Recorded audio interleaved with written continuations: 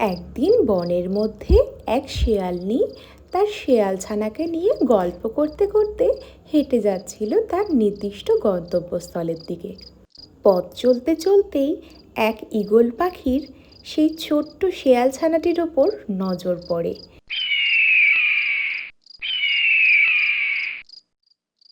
এরপরে সে ধীরে ধীরে তাদের দিকে এগিয়ে আসতে থাকে। এগিয়ে আসতে আসতে ধরে ফেলে সেই ছোট্ট শেয়াল ছানাটিকে।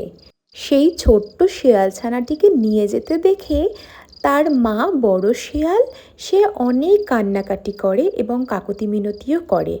এরপরে সে কোনো উপায় না খুঁজে পেয়ে একটি মানুষের কাছে গিয়ে সাহায্য চায়।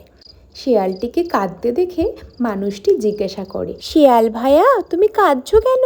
সে তখন মানুষটিকে সব শোনায় আর সব শুনে মানুষটি তাকে একটি উপায় বলে দেয়। ঈগল পাখি মনে মনে ভাবতে থাকে, আমার বাসা তো এই পাইন গাছের এত উঁচু ডালে, তাই সেখানে তো শিয়াল ভাইয়া কিছুতেই পৌঁছতে পারবে না। তাই অনেক কাকুতি মিনতি করার পরেও ঈগল পাখি কিছুতেই আসতে রাজি হলো না।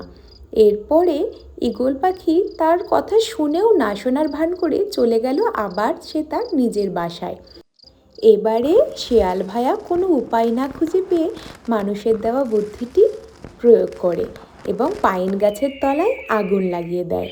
তখন কোনো কিছু না বুঝতে পেরে ঈগল ভাইয়া আসে ক্ষমা চাইতে, বলে, আমায় ক্ষমা করে দাও, আমায় ক্ষমা করে দাও, আমি তোমার শিয়াল ছানাকে ফিরিয়ে দিচ্ছি। এই বলে সে তার শেয়াল ছানাকে ফিরিয়ে দেয়। শেয়াল মা তার শেয়াল ছানাকে দেখে আপ্লুত হয়ে যায় এবং নিজের বাসায় ফিরে যায়। তো ছোট্ট বন্ধুরা, আজকের এই গল্প থেকে তোমরা কি শিখতে পারলে? যে বিপদের সময় সব সময় মাথা ঠান্ডা রেখে কাজ করতে হয়, আর কোনো সময় অহংকার করতে নেই। ঈগল ভাই যদি অহংকার না করতো তাহলে কিন্তু তার এই দুর্দশা হতো না। এই রকম শিক্ষণীয় ভিডিও দেখার জন্য অবশ্যই কিন্তু আমাদের এই চ্যানেলটিকে সাবস্ক্রাইব করে রেখো। ভিডিওটি ভালো লাগলে অবশ্যই একটি লাইক আর খুদে বন্ধুদের সাথে অবশ্যই শেয়ার করো। টাটা সবাইকে।